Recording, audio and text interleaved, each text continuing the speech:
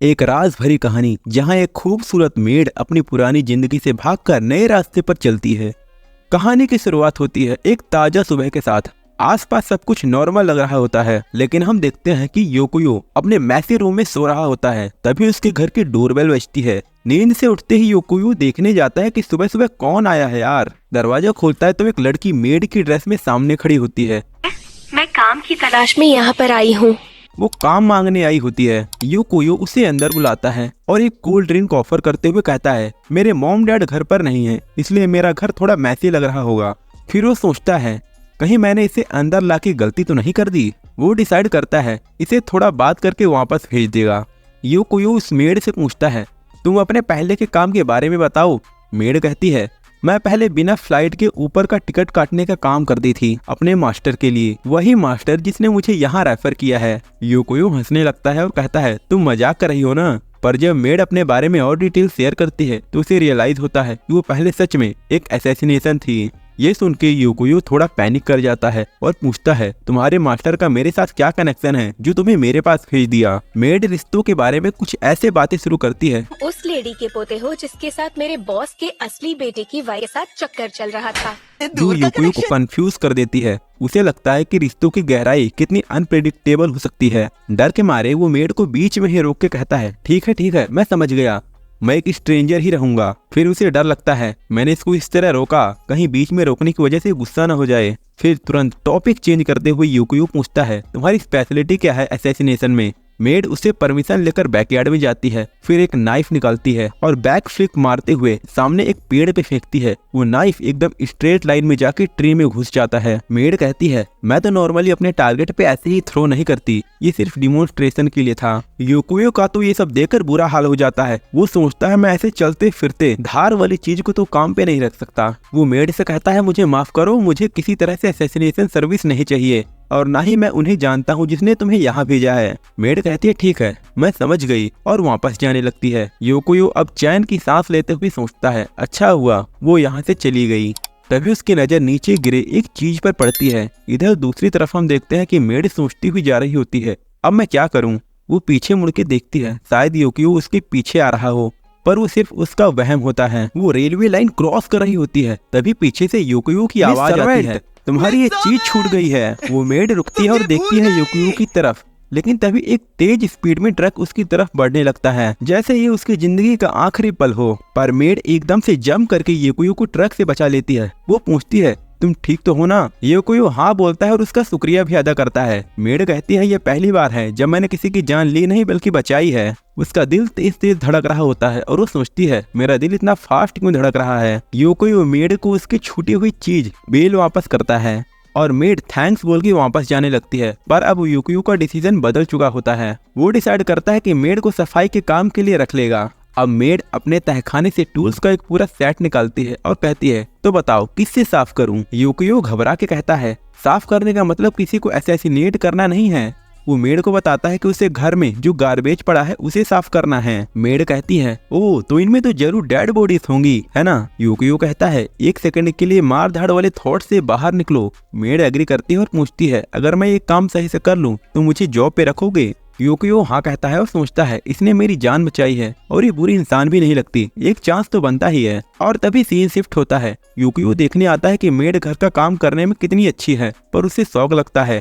Made एक हाथ में एक टूटी हुई झाड़ू होती है और उसके सर पे एक उल्टी बेल्ट।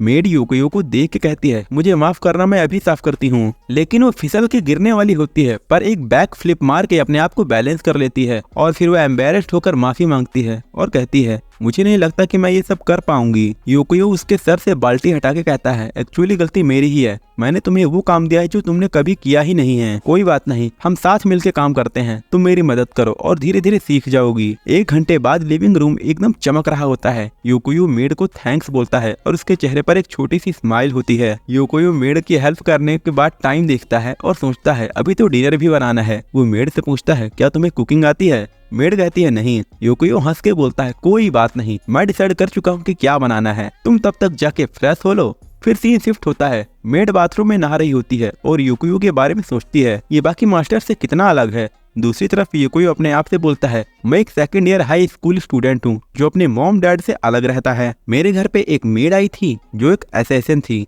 लेकिन जो चीज मुझे ज्यादा टेंशन दे रही है वो ये है कि अगर वो नहा के सिर्फ टॉवल में बाहर आ गई तो मैं क्या करूंगा। यूकोयो सोचता है तब तो जिंदगी में मजा ही आ जाएगा। अब रात का खाना तैयार होता है, दोनों किचन में डिनर रेडी कर रहे होते हैं। यूकोयो मेड को वार्निंग देता है, अपने आप को फोर्स मत करना, रिलैक्स और धीरे से गोभी काटना। मेड गोभी उठाती है और एक ही बार में उसे छोटे छोटे पीसेस में काट देती है। यूकोयो इम्प्रेस्ड होता है और अपनी डिश के बारे में एक्सप्लेन करता है। इस डिश को तोंकात्सु कहते हैं, तुमने पहले खाया है क्या? मेड कहती है, मैं डिशेस को सिर्फ सर्वाइवल के एलिमेंट की तरह देखती हूँ, शायद मैंने खाया हो लेकिन मुझे उसका टेस्ट याद नहीं। मतलब कि ये तो खाना भी आपातकालीन स्थिति के लिए रखती है। यूकोयो शॉक होकर बोलता है, क्या बात कर रही हो? एक बार जब तुम ये तोंत्सु को खाओगी तो तुम भी नहीं भूलोगी। मैं स्पेशली एक फेमस मीट शॉप से लेकर आया हूँ। वो 2 प्लेट सर्व करता है और एक प्लेट मेड को देते हुए पूछता है, वैसे तुम्हारा नाम क्या है? Miss servant. वो कहती है, मेरा कोई नाम नहीं है, मेरे हर मास्टर ने मुझे अलग अलग नाम दिए। मास्टर आप भी मुझे कोई नया नाम दे सकते हो। मास्टर यूकोयो। यूकोयो कहता है, ठीक है, मैं कुछ अच्छा सा सोच के रखूंगा तुम्हारे लिए, तब तक मैं तुम्हें मिस सर्वेंट बुलाऊंगा। अब डिनर के टाइम दोनों डिनर शुरू करते हैं। यूकोयो पूछता है, कैसा लगा तुम्हें? पहला बाइट लेते ही मेड के दिमाग में अपने पास्ट लाइफ का ट्रॉमा फ्लैश होने लगता है, लेकिन वो खुद को संभालती है और कहती है, हाँ ये सच में बहुत अच्छा है। वो सोचती है, मुझे एक एक्सीडेंट से लेकर अब तक और अब डिनर करते हुए काफी वार्म फील हो रहा है। यूकोयो कहता है, मैं ऊपर के फ्लोर का एक रूम तुम्हारे लिए रेडी कर रहा हूँ, तुम उसे अपना रूम समझ सकती हो, अगर कोई दिक्कत हो तो मुझे बता देना। दोस्तों अब इस मेड के पास्ट फ्लैशबैक को जानते हैं। मेड अपने पास्ट को याद करती है, एक ऐसा सीन जहाँ वो खून में लथपथ थी, उसके आसपास सब कुछ बर्फ के जैसे सफेद था, कोल्ड और इमोशनलेस। वो सोचती है वो सफेदी मेरे जैसे ही थी, कोल्ड और क्रूअल। यूकोयो देखता है कि मिस सर्वेंट बिना सॉस के ही तोंकात्सु को खा रही है, तो वो उसे सॉस देके बोलता है, इससे ट्राई करो। जब मिस सर्वेंट सॉस के साथ तोंकात्सु को खाती है तो उसे बहुत टेस्टी लगता है। मजा आया ना? मिस सर्वेंट को सॉस काफी पसंद आता है। अब सीन शिफ्ट होता है, मिडनाइट, अर्धरात्रि का समय होता है। यूकोयो को बुरे सपने आ रहे होते हैं और वो पसीने पसीने में उठता है। उसे भूख लगती है तो वो फ्रिज की तरफ जाता है। वहाँ वो देखता है कि मिस सर्वेंट सॉस खा रही होती है। थोड़ी देर के लिए दोनों एक दूसरे को देखते हैं। कैसा ऑकवर्ड मोमेंट होगा, जरा इमेजिन करो। फिर मिस सर्वेंट उससे माफी मांगती है। यूकोयो उससे कहता है, कोई बात नहीं, मुझे भी रात को भूख लगती है। वो एक ट्रे में कुछ खाने का सामान लेता है और कहता है, चलो साथ में खाते हैं। खाना खत्म करने के बाद मिस सर्वेंट पूछती है, क्या तुम कोई डरावना सपना देख रहे थे? यूकोयो थोड़ा सरप्राइज होता है और मिस सर्वेंट बताती है, जब मैं किचन में आ रही थी तब मुझे तुम्हारे रूम से आवाज आ रही थी। मैं अंदर आई और देखा तुम कुछ बोलते हुए सो रहे थे। भाई ये बात सुन के यूकोयो को थोड़ा एम्बेरस्ड फील होता है और मिस सर्वेंट कहती है, हाँ तुम अपनी मॉम को बुलाने की कोशिश कर रहे थे। अब तो यूकोयो और भी ज्यादा एम्बेरस्ड हो जाता है। मिस सर्वेंट सपना भी शेयर करती है, आज पहली बार मुझे एक अलग तरह का सपना आया। वो तोंकात्सु सॉस था जो मुझसे बात कर रहा था और कह रहा था, मैं इतना बड़ा हूँ कि तुम्हारे चाटने से कभी खत्म नहीं होऊंगा। पर जैसे ही मैंने उसकी तरफ बढ़ी मेरी नींद टूट गई। पहली बार मैं एक डरावने सपने से अलग कुछ देख पाई थी और तुम्हारा सपना सुन के मुझे लग रहा है कि मैं तुम्हारे लिए कुछ नहीं कर पाई क्योंकि इस लड़के को सपना ही ऐसा आया है। यूकोयो कहता है, ऐसा कुछ नहीं है, मुझे तो ऐसे सपने आते ही रहते हैं। अब हम फ्लैशबैक में यूकोयो का चाइल्डहुड देखते हैं। यूकोयो अपनी चाइल्डहुड के बारे में सोचता है, जब भी मैं डरावने सपने देखता था तो मैं अपनी मॉम की गोद में सर रख के आराम से सो जाता था, पर जब से वो गई हैं मुझे अकेला सोने में डर लगता है। मेड उसकी बातें सुन के थोड़ा उदास हो जाती है और कहती है, तुम मेरी गोद में सर रख के सो सकते हो अगर तुम्हें अच्छा लगे। यूकोयो मना करते हुए कहता है, वो तो बचपन की बात थी। वो तो बचपन की बात थी और अब मैं बड़ा हो गया हूँ तो ये सब मुझे शोभा नहीं देता। मेड थोड़ा उदास होकर सोचती है, मुझे पता है एक असैसिनेशन कभी किसी के लिए खुशी का कारण नहीं बन सकती, लेकिन अचानक से यूकोयो उसकी गोद में सर रख के कहता है, ये काफी वार्म और कंफर्टेबल लग रहा है। मेड मुस्कुराते हुए कहती है, हाँ और मेरे लिए भी, अब तुम अच्छे से सो पाओगे मास्टर यूकोयो। यूकोयो को अब धीरे धीरे नींद आने लगती है और मेड सोचती है, ये जो फीलिंग है बिल्कुल उस दिन के जैसी है जब सब कुछ बदल गया था, जहाँ मिस सर्वेंट अपनी सोच में डूबी होती है और वो सोचती है कि मुझे अपने जिस्म में इतनी एनर्जी महसूस हो रही थी जैसे कि मैं सारे दुश्मनों से लड़ रही थी, लेकिन वो एनर्जी मैंने किसी की जान बचाने के लिए लगाई थी, तो ये सब क्यों? अब सीन शिफ्ट होता है और अगला दिन आता है। मिस सर्वेंट फ्रूट निंजा खेलते हुए गार्बेज का साइज छोटा कर रही होती है। यूकोयो आता है और उससे पूछता है, ये क्यों कर रही हो? मिस सर्वेंट कहती है, इस तरह से स्पेस काफी कम लगता है। यूकोयो काफी इम्प्रेस्ड होता है। जब वो गार्बेज की तरफ बढ़ता है तो उसे अपने घर के बाहर एक फ्लफी डॉग मिलता है जिसके साथ एक लेटर भी रखा होता है। मिस सर्वेंट उस लेटर को पढ़ती है जिसमें लिखा होता है, मैंने इस डॉग को पोमेरियन समझ के खरीदा था, पर ये एक ऐसी ब्रीड का है जो ज्यादा खाना खाता है और जल्दी बढ़ता है, इसलिए मैं इसे एक अमीर के घर बाहर छोड़ के जा रही हूँ। कृपया इसे अडॉप्ट कर लेना। मिस सर्वेंट पूछती है, क्या तुम इसे रखने वाले हो? यूकोयो कहता है, हाँ, इतना छोटा पपी, मैं इसे इतनी गर्मी में नहीं छोड़ सकता, ये तो मर सकता है। मिस सर्वेंट कहती है, अगर इसमें जीने की इच्छा होगी तो ये किसी भी हालत में जी लेगा, लेकिन अगर आप इस पे दया कर रहे हो तो ये उसके एनिमल इंस्टिंक्ट्स के लिए अच्छा नहीं होगा। यूकोयो कहता है, मुझे तुम्हारी बात पूरी तरह समझ नहीं आ रही, पर तुम्हें मुझे उस ट्रक से दया करके नहीं बचाया था। ये सुन के मिस सर्वेंट थोड़ी सोच में पड़ जाती है। यूकोयो फिर कहता है, अगर हम किसी की जान को खतरे में देखते हैं तो हमारी इंसानी फितरत हमेशा एक्शन लेने की सोचती है, बिना कुछ सोचे, और शायद इसे इंसानियत कहते हैं। वैसे भी त्याग दिए जाने का दर्द मैं समझ सकता हूँ। अब सीन शिफ्ट होता है। अब यूकोयो पपी के साथ खेल रहा होता है और मिस सर्वेंट से पूछता है, क्या तुम भी इसे अपने हाथ में लेना चाहोगी? मिस सर्वेंट थोड़ा डर के साथ उससे दूर भाग जाती है। यूकोयो समझ जाता है कि वो डर रही है। यूकोयो कहता है, देखो तो ये कितना क्यूट है। मिस सर्वेंट कहती है, अगर मास्टर का ऑर्डर है तो मैं इसे छू सकती हूँ। यूकोयो उसे कहता है, ठीक है, अपने आप को फोर्स मत करो। फिर यूकोयो उससे पूछता है, अच्छा ये बताओ कि तुम्हें डॉग से इतना डर क्यों लगता है? मिस सर्वेंट अपनी पुरानी ट्रेनिंग के बारे में बताती है। जब मैं असैसिनेशन की ट्रेनिंग ले रही थी तो मुझे जंगली कुत्तों के बीच पहाड़ियों में छोड़ दिया गया था। यूकोयो कहता है, मैं समझ सकता हूँ, पर मैं इसमें तुम्हारी कोई मदद नहीं कर सकता, तुम्हें अपना डर खुद ही दूर करना होगा। ये सुन के मिस सर्वेंट सोचती है, मैं अपने मास्टर को इतना असहाय नहीं महसूस करने दे सकती। वो डिसाइड करती है वो इस पपी को हाथ में लेगी, लेकिन उसका हाथ ही काम नहीं कर रहा होता है। यूकोयो कहता है, अगर तुम्हें डर लग रहा है तो छोड़ो। मिस सर्वेंट जवाब देती है, ऐसा कोई डर नहीं है जो मैं दूर नहीं कर सकती। यूकोयो पूछता है, वैसे तुम्हें इस पपी में कौन सी चीज डरावनी लग रही है?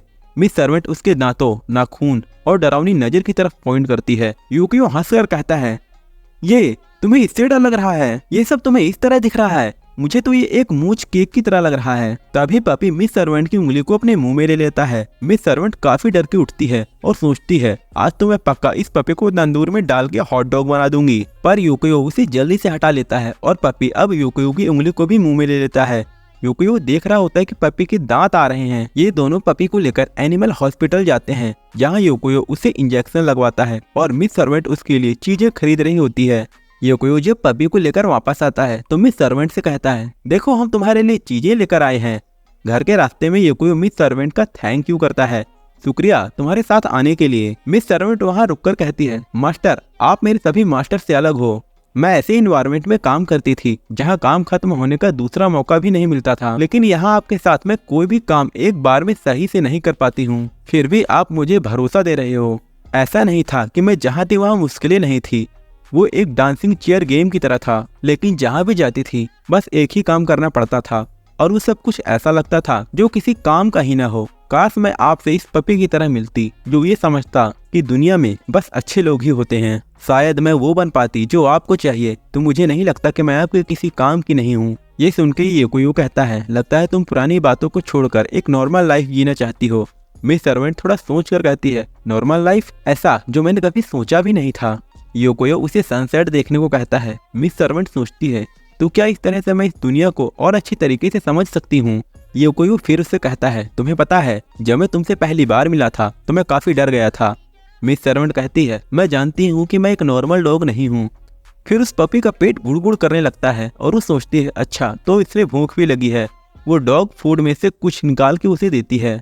जब पपी खाना खाने में बिजी होता है तो मिस सर्वेंट ये सोचती है कि शायद मैं अब नॉर्मल हो रही हूँ। तभी यूकोयो आता है और देखकर कहता है, मुझे बहुत अच्छा लग रहा है कि तुम इसे खाना दे रही हो।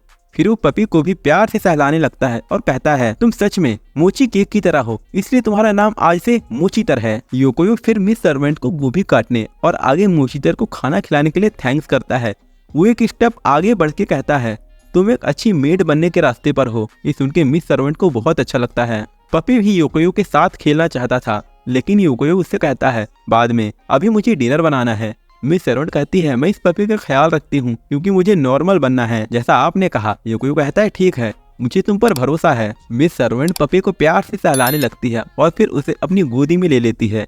वो पपी के साथ खेलते हुए सोचती है, यूकोयो की काफी बातें याद आ रही है। पहले मैं तुमसे डर गई थी, लेकिन तुम्हारे साथ रह के मुझे पता चला कि मेरी सोच गलत थी।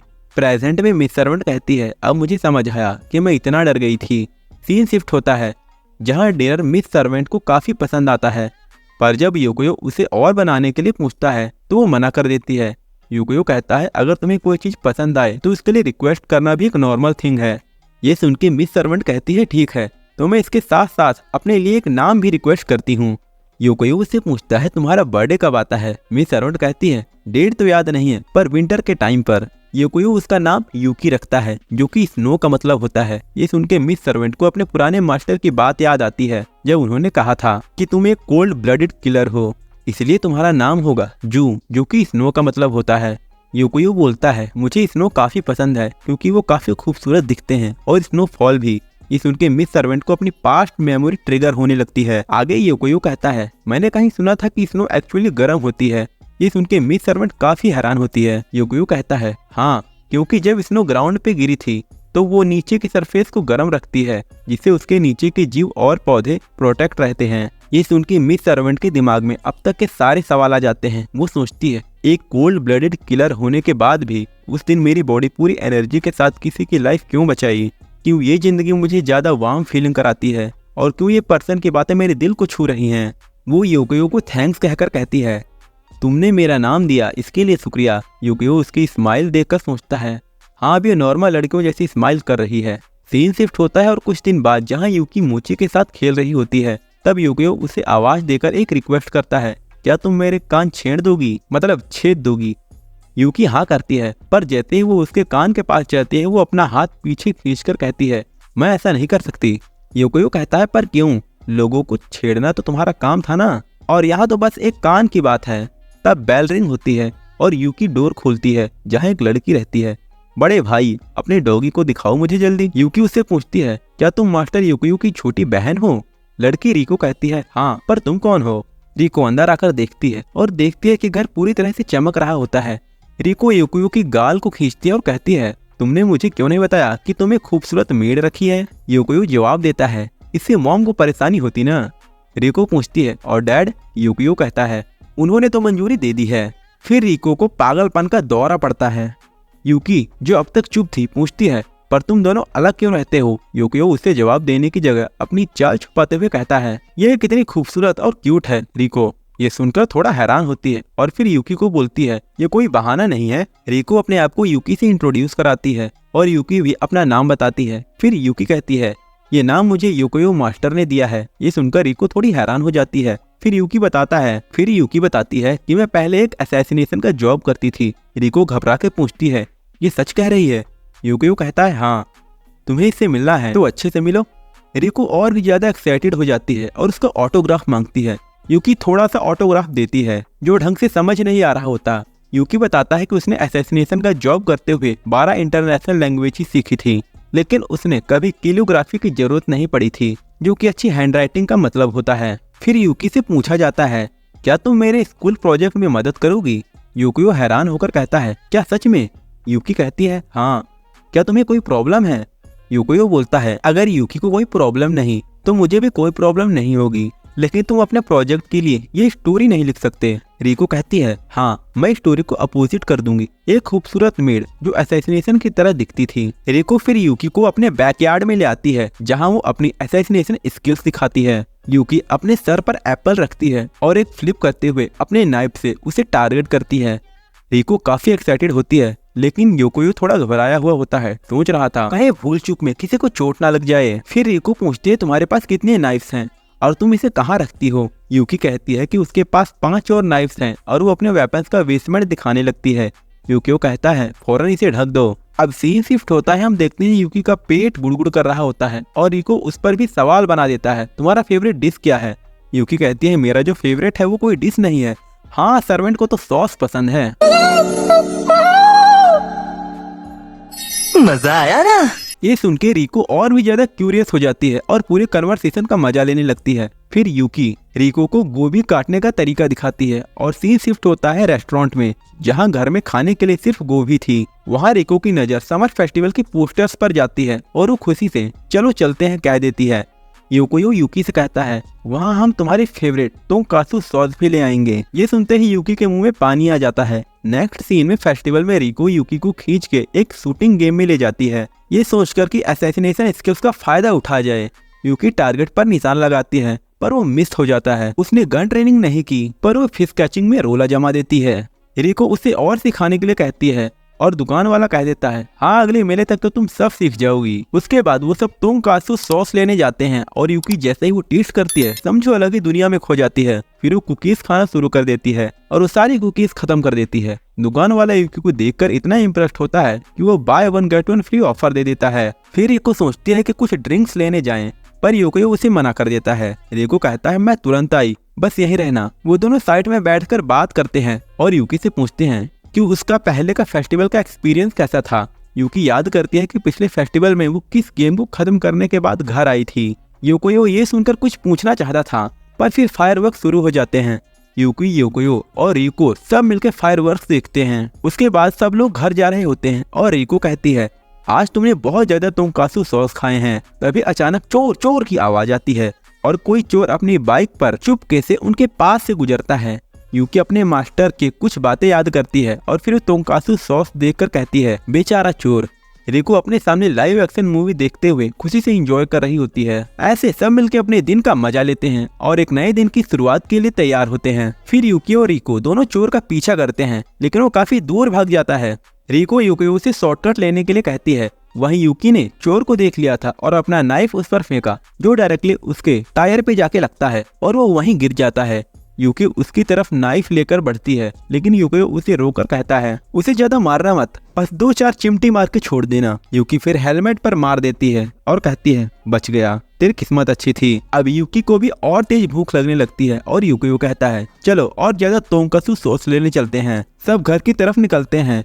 चोर को समझ नहीं आता कि इतना फास्ट खुफिया एजेंसी कौन सा था और वो सोचता है कि पुलिस स्टेशन जाके सरेंडर कर दे। रिको घर जाते हुए अपने प्रोजेक्ट को रेडी होने की बात करती है और कहती है मैं कल स्कूल में सबमिट कर दूंगी। यूकी इसे स्कूल के बारे में पूछती है और रिको बताती है कि स्कूल वो जगह है जहां हम नई चीजें सीखते हैं, दोस्त बनाते हैं और मस्ती करते हैं, लेकिन टाइम टाइम पर तो हमें सिर्फ पेरेंट्स को लूटना और पिटना होता है। तभी रिको को उसकी मॉम का मैसेज आता है जिसमें वो उसकी फेवरेट डिश बनाई थी। रिको कहती है चलो जल्दी से भूख लग रही है। यूकी के दिमाग में रिको की स्कूल वाली बात घूम रही होती है। वो यूकियो से कहती है मैं भी स्कूल जाना चाहती हूँ। यूकियो कहता है अगर तुम्हें अच्छा लगे तो जरूर जाना। अब सीन शिफ्ट होता है। यूकियो का न्यू सेमेस्टर शुरू होने वाला था। वो मिल्क का पैकेट पी रहा होता है और सोच रहा होता है यूकी अकेले घर में ठीक तो होगी। तभी उसका एक क्लासमेट आता है और कहता है तुमने सुना क्या, हमारे शहर में एक ब्यूटीफुल मेड देखी गई है जो काफी कमाल की स्किल्स रखती है। और ये सुनते ही यूकियो के दूध का पैकेट फट जाता है। यूकियो कहता है नहीं, मैंने तो ऐसा कुछ नहीं सुना। यूकियो याद करता है कि एक बार समर वेकेशन के दौरान वो रिकू के साथ मार्केट में घूम रहा था। फिर टीचर एंटर करते हैं और अनाउंस करते हैं न्यू स्टूडेंट के बारे में जो कि यूकी होने वाली थी। और इस स्टोरी का अभी के लिए एंड यहीं पर होता है। इसके बाकी के एपिसोड्स आने बाकी हैं, लेकिन आगे के पार्ट के लिए आपको इस वीडियो पे कम से कम 200 लाइक तो करने ही होंगे। तो नेक्स्ट पार्ट के लिए वीडियो को लाइक करके कमेंट भी जरूर करना। और अभी एंड स्क्रीन पे मैं आपको कुछ वीडियो शो कर रहा हूँ, इनको भी आप एक बार जरूर देखना। क्या मतलब मैं ऐसे थंबनेल लगाऊं तभी आप वीडियो को देखोगे। मिलते हैं अगले वीडियो में, तब तक के लिए बाय बाय, सायोनारा।